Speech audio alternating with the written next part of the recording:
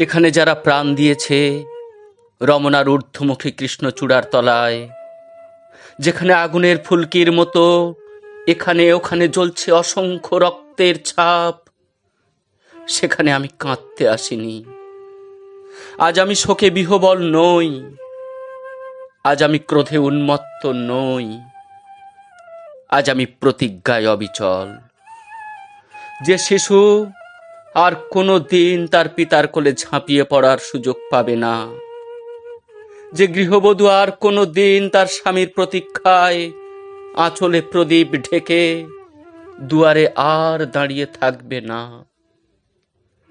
যে জননী খোকা এসেছে বলে উদ্দাম আনন্দে সন্তানকে আর বুকে জড়িয়ে ধরতে পারবে না, যে তরুণ মাটির কোলে লুটিয়ে পড়ার আগে বারবার একটি প্রিয়তমার ছবি চোখে আনতে চেষ্টা করেছিল, সে অসংখ্য ভাই বোনদের নামে আমার হাজার বছরের ঐতিহ্যে লালিত যে ভাষায় আমি মাকে সম্বোধনে অভ্যস্ত, সেই ভাষা ও স্বদেশের নামে এখানে এই বিশ্ববিদ্যালয়ের উন্মুক্ত প্রাঙ্গণে আমি তাদের ফাঁসির দাবি নিয়ে এসেছি, যারা আমার অসংখ্য ভাই বোনকে নির্বিচারে হত্যা করেছে।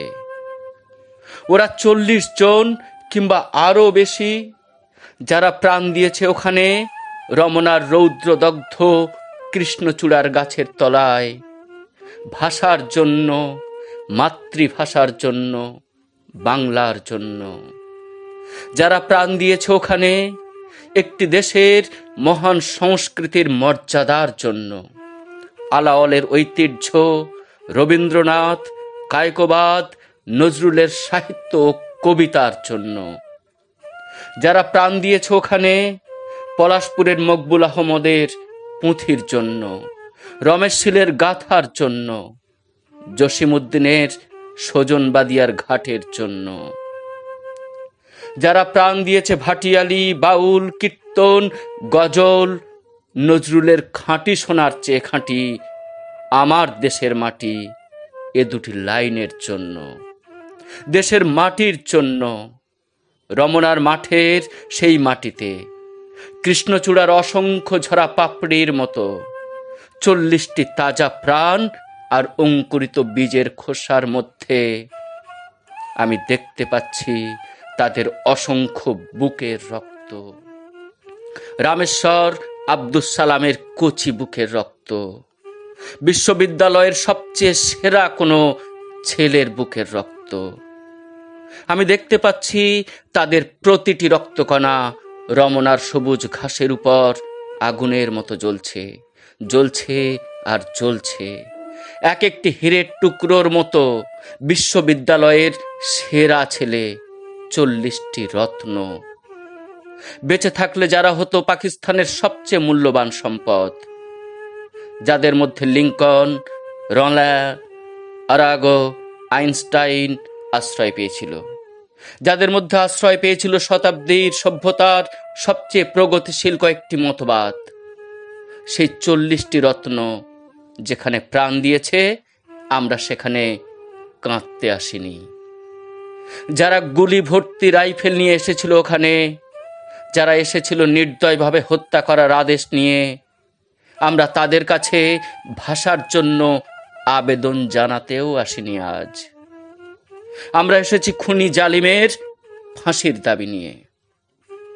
আমরা জানি তাদের হত্যা করা হয়েছে নির্দয়ভাবে, ওদের গুলি করা হয়েছে।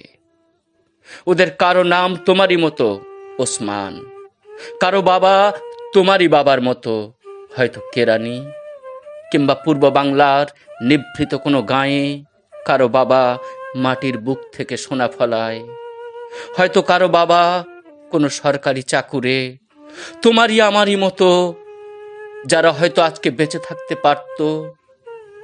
আমারই মতো তাদেরই কোনো একজনের বিয়ের দিন হয়তো ধার্য হয়ে গিয়েছিল, তোমারই মতো তাদের কোনো একজন হয়তো মায়ের সদ্য প্রাপ্ত চিঠিখানা এসে পড়বার আশায় টেবিলে রেখে মিছিলে যোগ দিতে গিয়েছিল।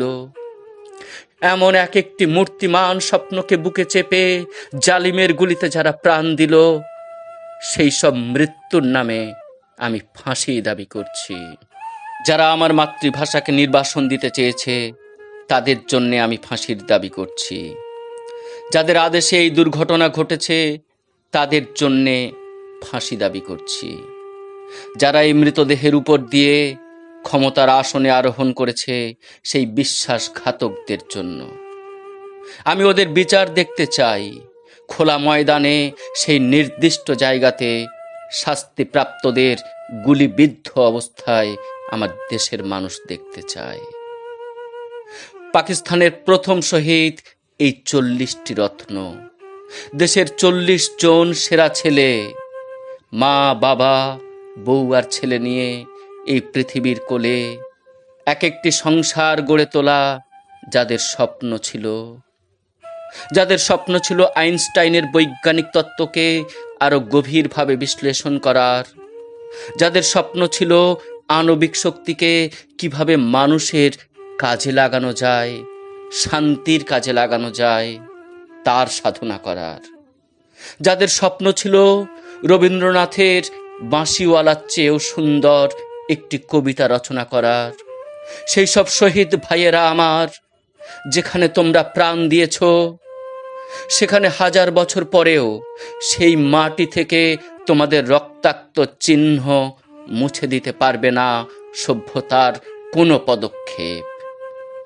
যদিও অসংখ্য মিছিল অস্পষ্ট নিস্তব্ধতাকে ভঙ্গ করবে একদিন, তবুও বিশ্ববিদ্যালয়ের সেই ঘণ্টাধ্বনি প্রতিদিন তোমাদের ঐতিহাসিক মৃত্যুক্ষণ ঘোষণা করবে। যদিও আগামীতে কোনো ঝড় ঝঞ্ঝা বিশ্ববিদ্যালয়ের ভিত্তি পর্যন্ত নাড়িয়ে দিতে পারে, তবুও তোমাদের শহীদ নামের ঔজ্জ্বল্য কিছুতেই মুছে যাবে না। খুনি জালিমের নিপীড়নকারী কঠিন হাত কোনো দিনও চেপে দিতে পারবে না তোমাদের সেই লক্ষ্য দিনের আশাকে।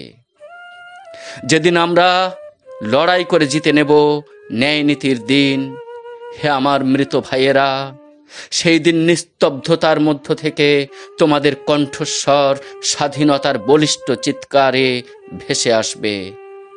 সেই দিন আমার দেশের জনতা খুনি জালিমকে ফাঁসির কাষ্ঠে ঝুলাবে। তোমাদের আশা অগ্নিশিখার মতো জ্বলবে। প্রতিশোধ এবং বিজয়ের আনন্দে।